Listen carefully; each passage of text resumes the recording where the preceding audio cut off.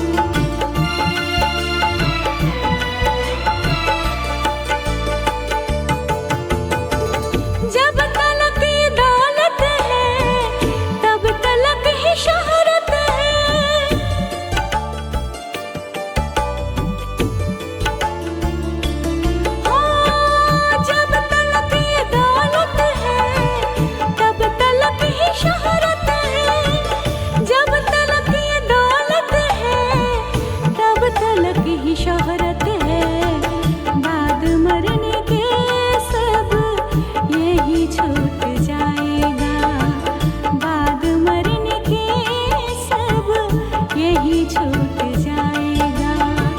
तूने जो कमाया है, तूने जो कमाया है, तूने जो कमाया है, कोई दूसरा ही खाएगा। खाली हाथ आया है और खाली हाथ जाएगा। तूने जो कमाया है, कोई दूसरा ही खाएगा।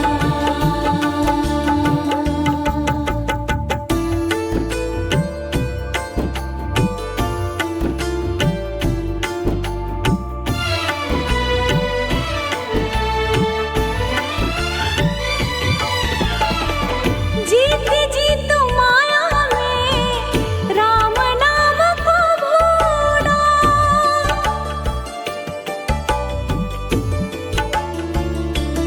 हो जीती जी तुम माया में राम नाम को भूला। जीती जी तुम माया में राम नाम को भूला। मौत का समय आया तो राम याद आएगा। मौत का समय आया तो राम याद आएगा। तूने जो कमाया है, तूने जो कमाया है, तूने जो कमाया है, कोई दूसरा ही खाएगा। खाली हाथ आया है और खाली हाथ जाएगा। तूने जो कमाया है, कोई दूसरा ही खाएगा।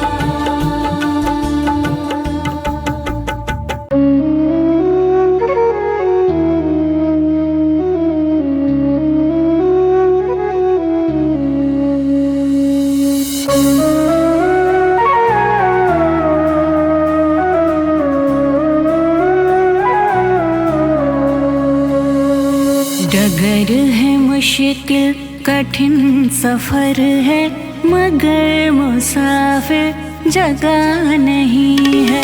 डगर है मुश्किल कठिन सफर है, मगर मुसाफिर जगह नहीं है। जो सोएगा बस वही खोएगा, जो सोएगा बस वही खोएगा। ये बात उसको पता नहीं है। डगर है मुश्किल कठिन सफर है, मगर मुसाफिर जगह नहीं है। डगर है मुश्किल कठिन सफर है, मगर मुसाफिर जगह नहीं है।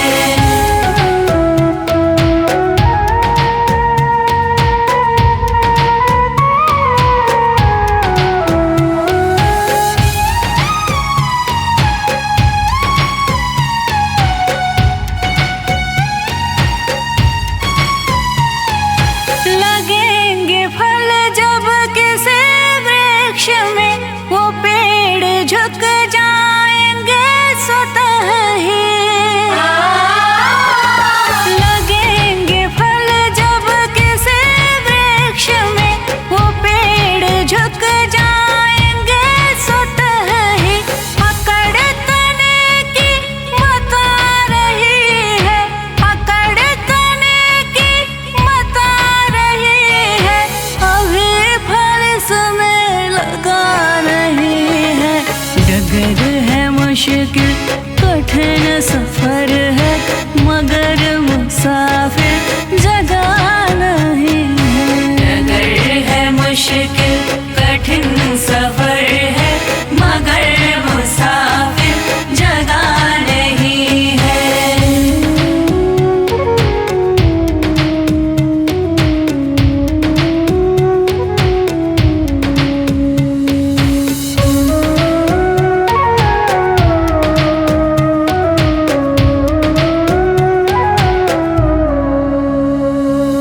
जो खानदानी रईस होते, मिजाज रखते हैं नरम अपना। जो खानदानी रईस होते, मिजाज रखते हैं नरम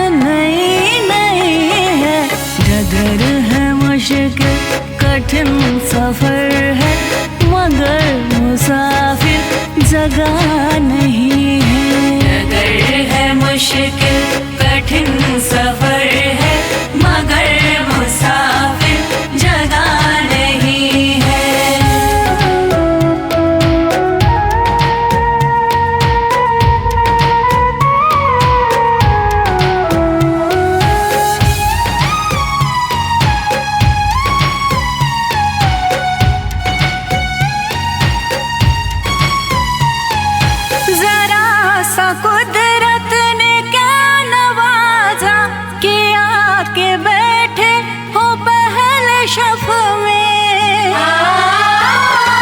जरा सा कुदरत ने क्या नवाजा कि आके बैठे हो पहले शफ में।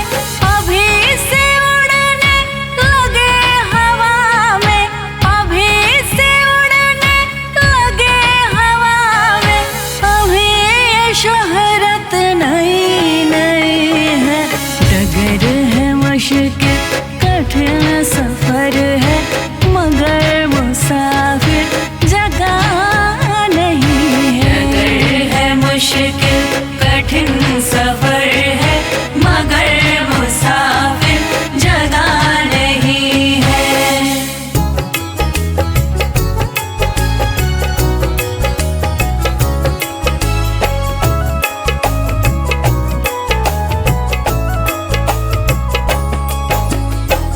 चली जा रही है उम्र धीरे धीरे, चली जा रही है उम्र धीरे धीरे।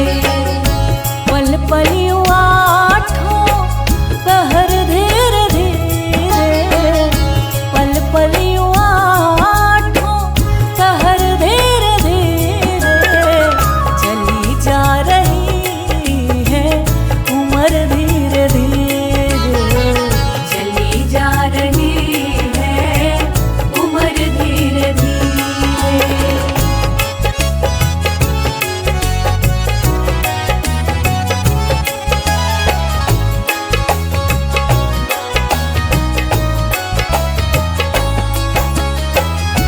बचपन भी जाए जवानी भी जाए, बचपन भी जाए जवानी भी जाए।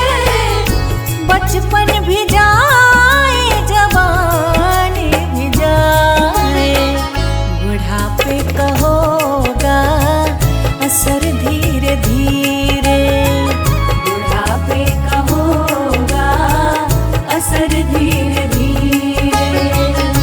पल पल यूं आठों पहर धीरे धीरे, पल पल यूं आठों पहर धीरे धीरे।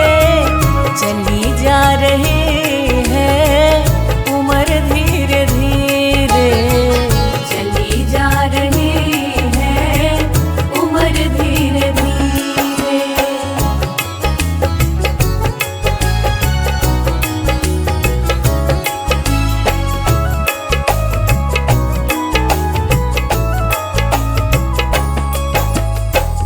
तेरे हाथ पाँव में बल ना रहेगा, तेरे हाथ पाँव में बल ना रहेगा।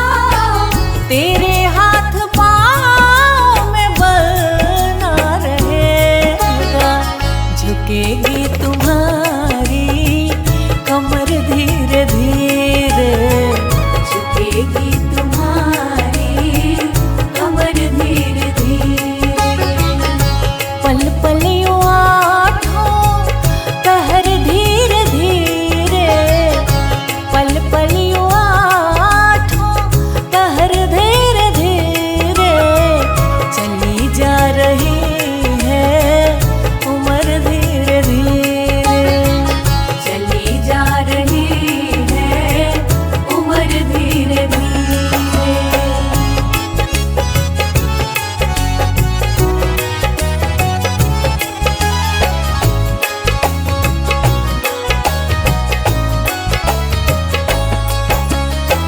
शिथिल अंग होंगे एक दिन तुम्हारे, शिथिल अंग होंगे एक दिन तुम्हारे।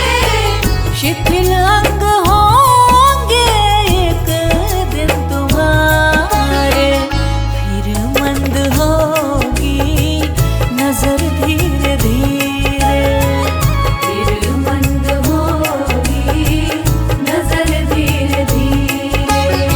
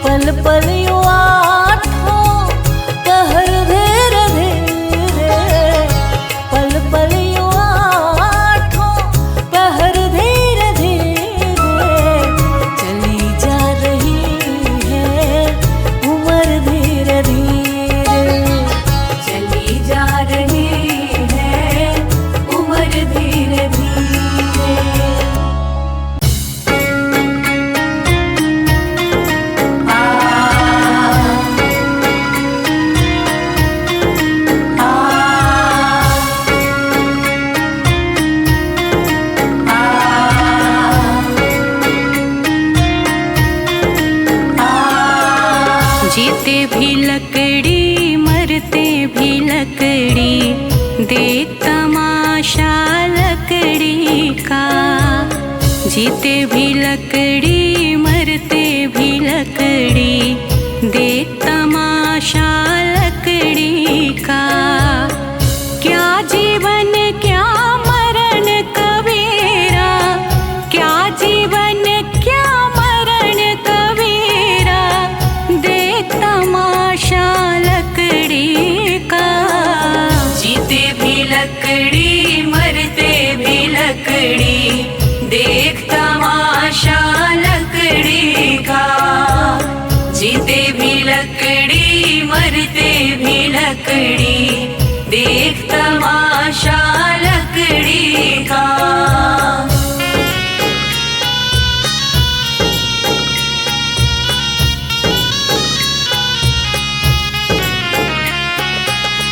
जिसमें तेरा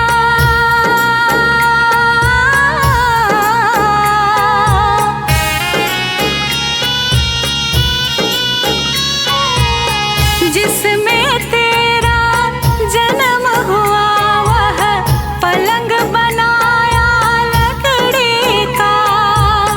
जिसमें तेरा जन्म हुआ, वह पलंग बनाया लकड़ी का। मात तुम्हारी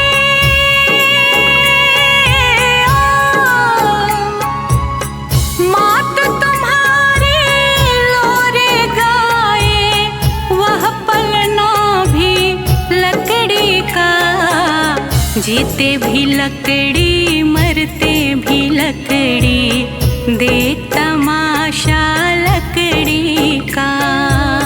जीते भी लकड़ी मरते भी लकड़ी, देख तमाशा लकड़ी का।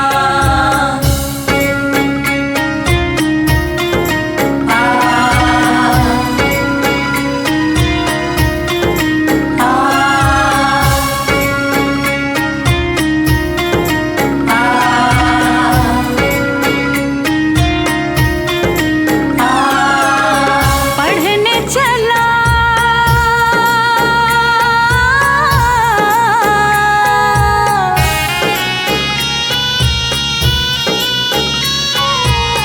पढ़ने चला जब पाठशाला में, लेख कलम भी लकड़ी का। पढ़ने चला जब पाठशाला में, लेख कलम भी लकड़ी का। गुरु ने जब जब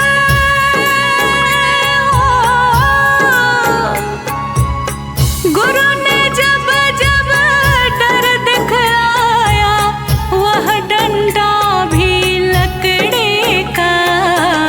जीते भी लकड़ी मरते भी लकड़ी, देख तमाशा लकड़ी का।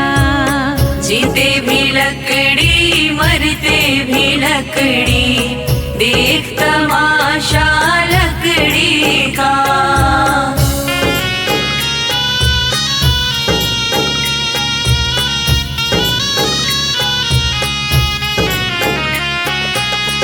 डोली पालकी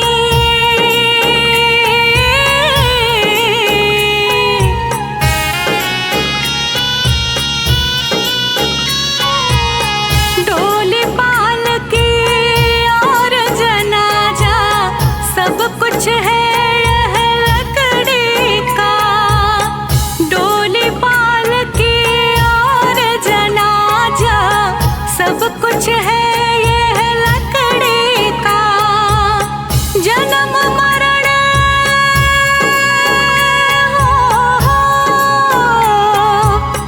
जन्म मरण के इस मेले में है ये सहारा लकड़ी का। जीते भी लकड़ी मरते भी लकड़ी, देख तमाशा लकड़ी का। जीते भी लकड़ी मरते भी लकड़ी, देख तमाशा लकड़ी का।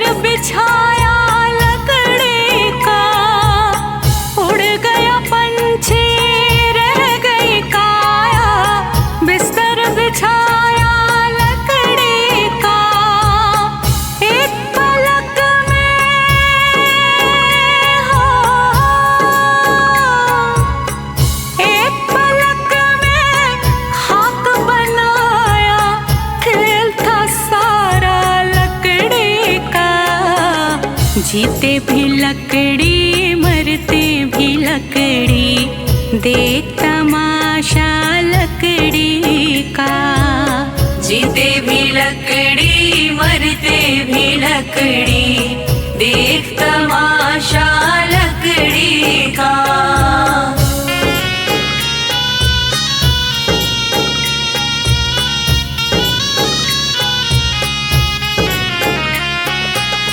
मरते दम तक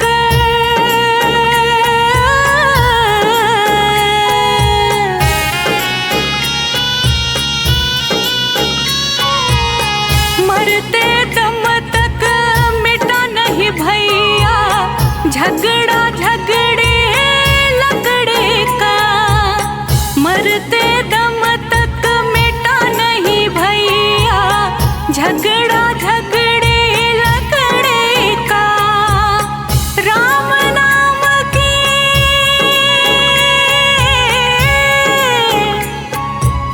राम नाम की रटन लगाओ तो मिट जाए झगड़ा लकड़ी का। जीते भी लकड़ी मरते भी लकड़ी, देख तमाशा लकड़ी का। जीते भी लकड़ी मरते भी लकड़ी, देख तमाशा लकड़ी का।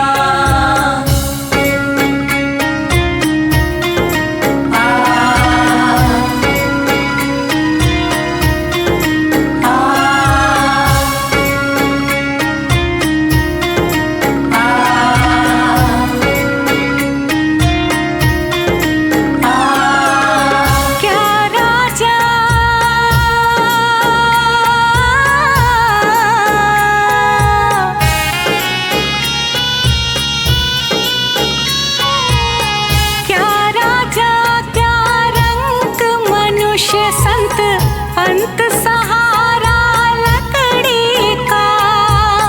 क्या राजा क्या रंग मनुष्य संत अंत सहारा लकड़ी का। कहत कबीर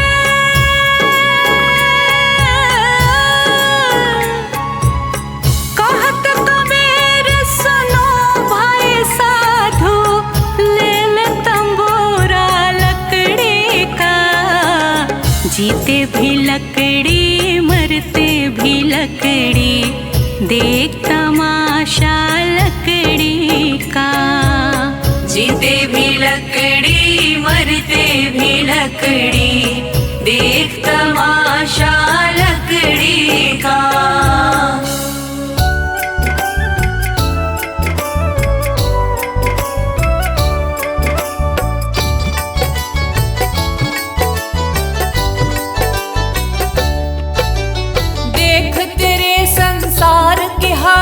क्या हो गई भगवान, कितना बदल गया इंसान, कितना बदल गया इंसान। सूरज न बदला चांद न बदला ना बदला आसमान, कितना बदल गया इंसान, कितना बदल गया इंसान। देख तेरे संसार की हालत क्या हो गई भगवान, कितना बदल गया इंसान, कितना बदल गया इंसान।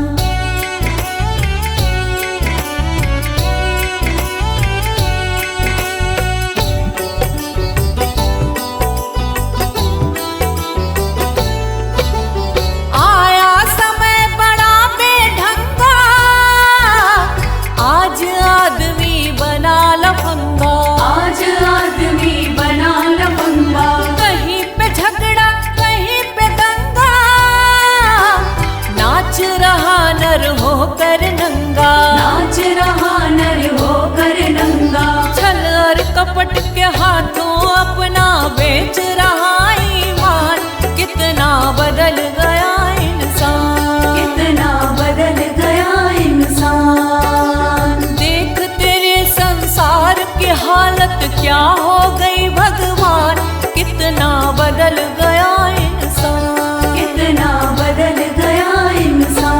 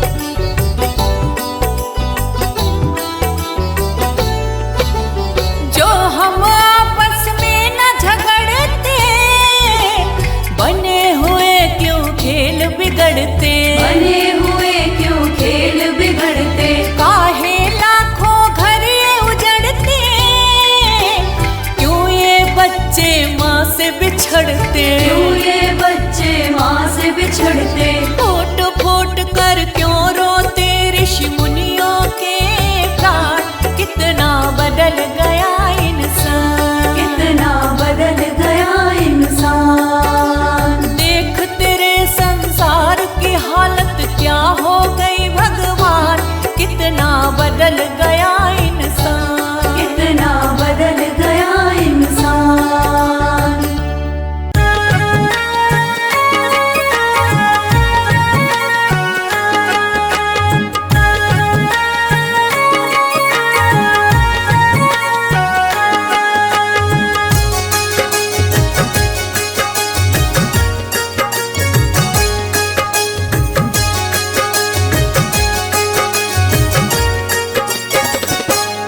कभी प्यासे को पानी पिलाया नहीं, बाद अमृत पिलाने से क्या फायदा।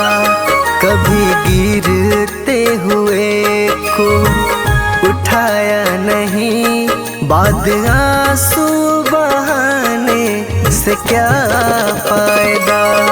कभी प्यासे को पानी पिलाया नहीं, बाद अमृत पिलाने से क्या फायदा।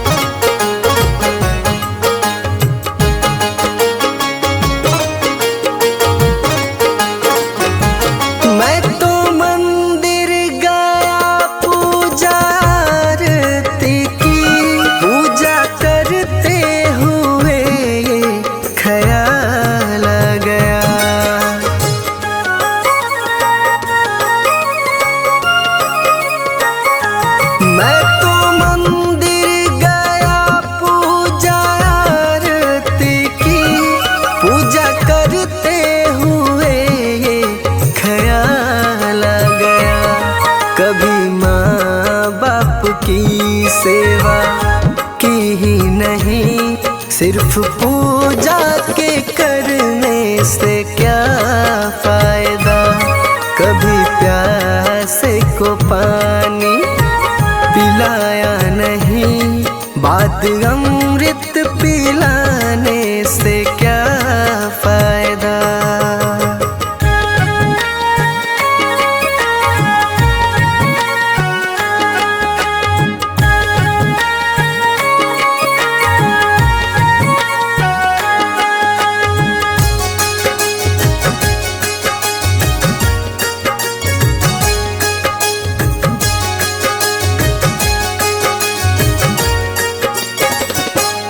मैं तो सत्संग गया, गुरुवाणी सुनी, गुरुवाणी को सुनकर ख्याल आ गया।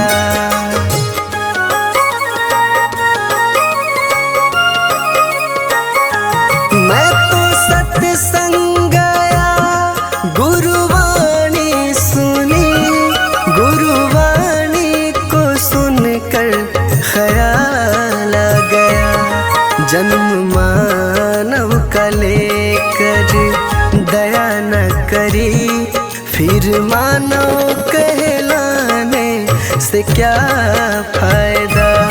कभी प्यासे को पानी पिलाया नहीं, बाद अमृत पिलाने से क्या फायदा।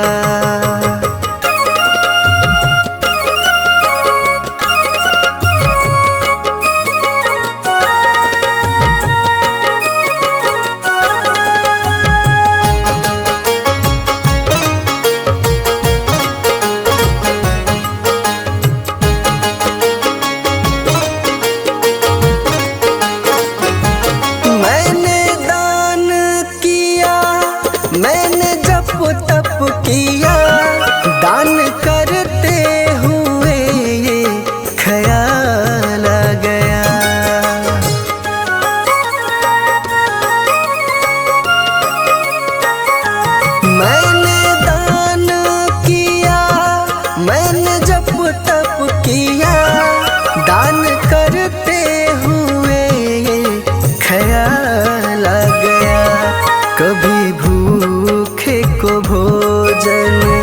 खिलाया नहीं। दान लाखों का करने से क्या फायदा, कभी प्यासे को पानी पिलाया नहीं। बाद अमृत पिलाने से क्या फायदा।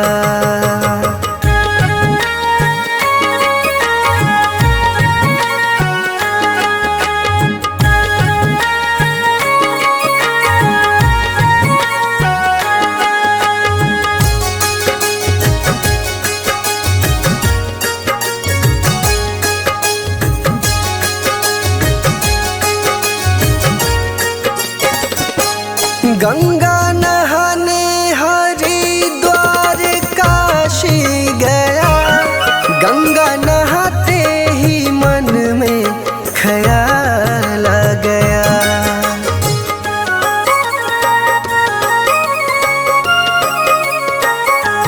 गंगा नहाने हरिद्वार काशी गया, गंगा नहाते ही मन में ख्याल आ गया।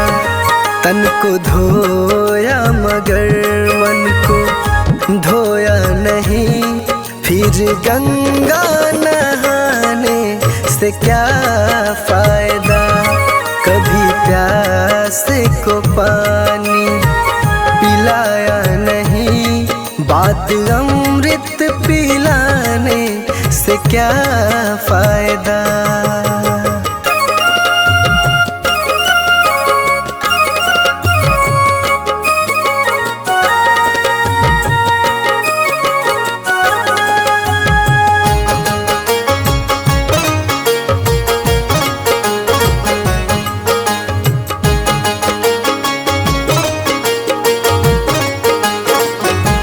मैंने वेद पढ़े, मैंने शास्त्र पढ़े, शास्त्र पढ़ते हुए ये ख्याल आ गया।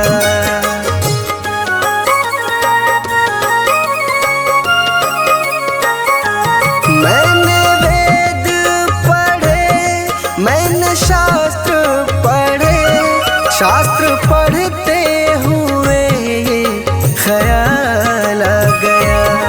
मैंने ज्ञान किसी को बांटा नहीं, फिर ज्ञानी कहलाने से क्या फायदा।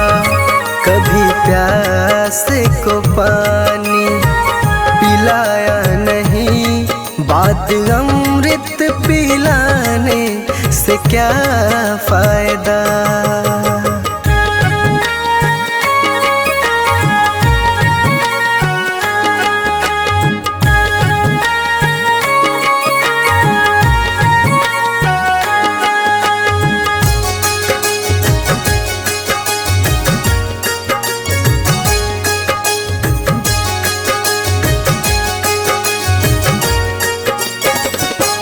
माँ पिता के चरणों में चारों धाम है, आ जा यही मुक्ति का धाम है।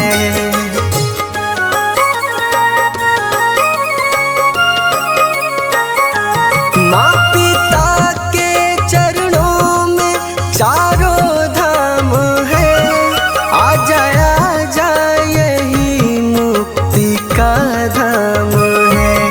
माँ पिता की सेवा तुमने की ही नहीं, फिर तीर्थों में जाने से क्या फायदा।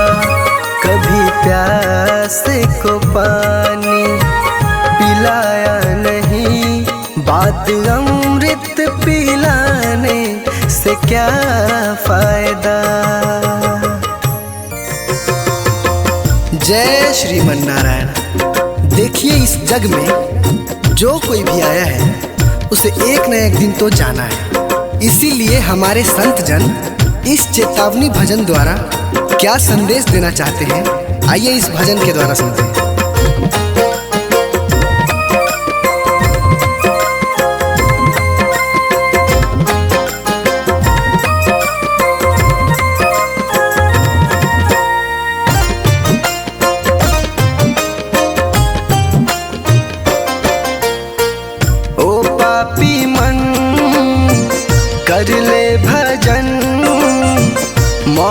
मिला है तो कर ले जतन।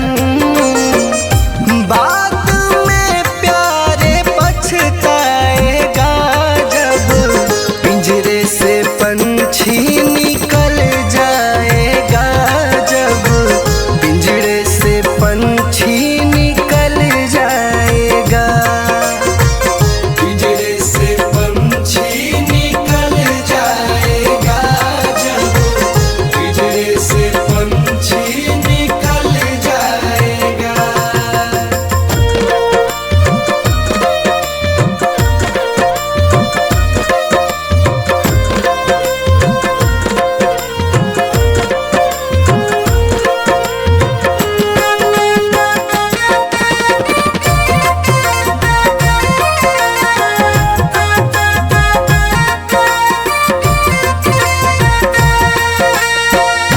संत जन कहते हैं कि क्या तेरा क्या मेरा लगा रखा है।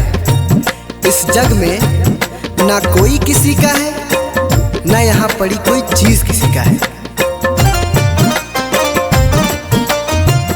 4 दिनों का है जग का मेला, कोई न साथी संगी अकेला। 4 दिनों का है जग का मेला, कोई न साथी संगी अकेला। जैसा तू आया जग में वैसा ही तू जाएगा, मुट्ठी बांध के आया जग में हाथ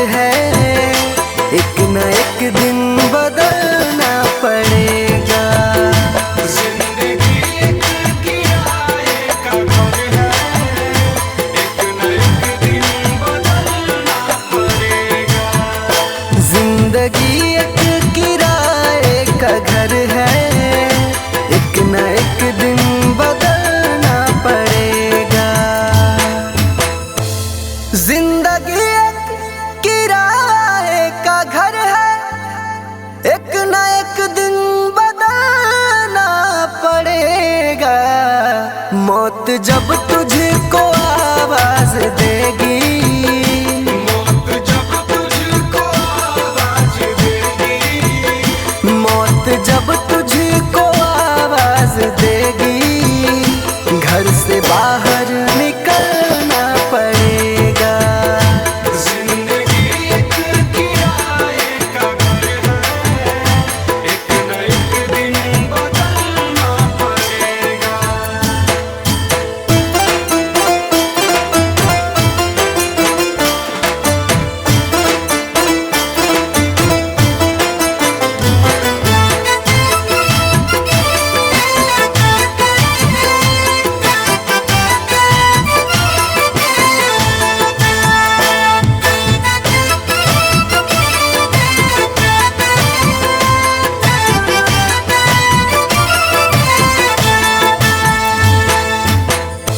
ढेर मिट्टी का हर आदमी है, बाद मरने के होना यही है।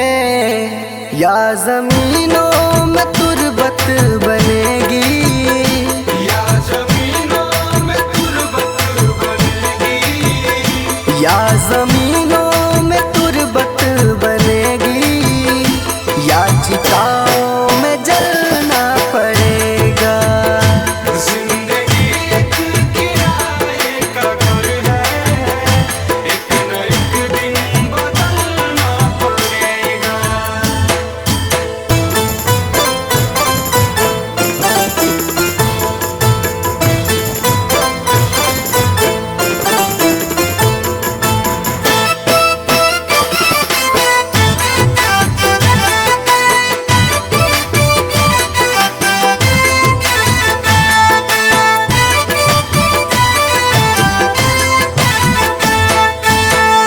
रात के बाद होगा सवेरा, देखना है अगर दिल सुनहरा। पाँव फूलों पे रखने से पहले, पाँव फूलों पे रखने से पहले, पाँव फूलों पे रखने से पहले, तुमको कांटों पे चलना पड़ेगा। जिंदगी एक किराए का घर है, एक न एक दिन बदलना पड़ेगा।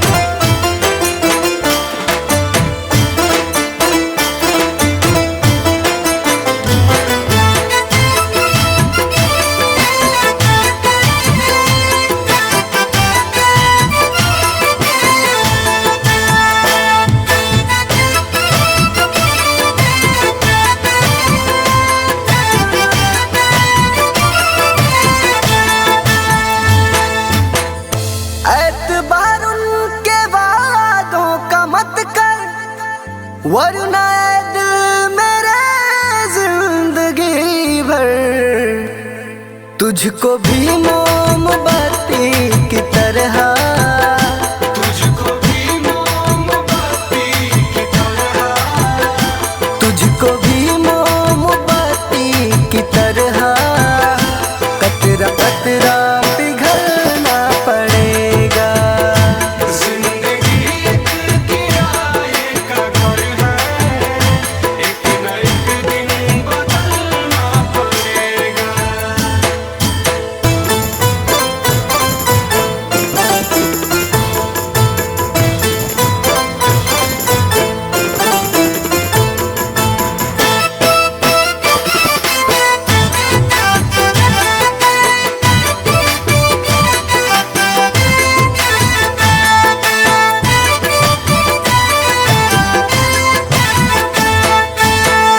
ये जवानी है पल भर का सपना, ढूंढ ले कोई महबूब अपना।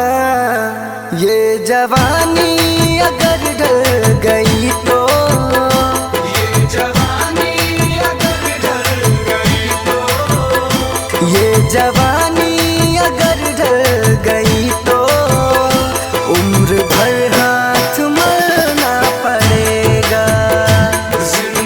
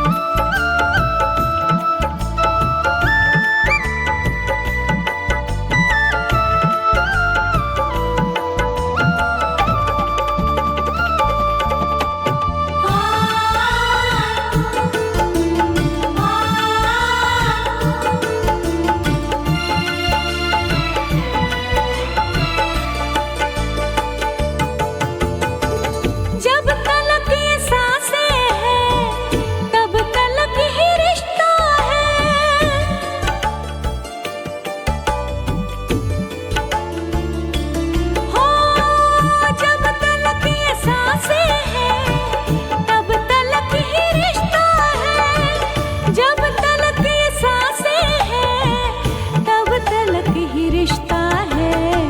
सांस जिस घड़ी टूटी रिश्ता टूट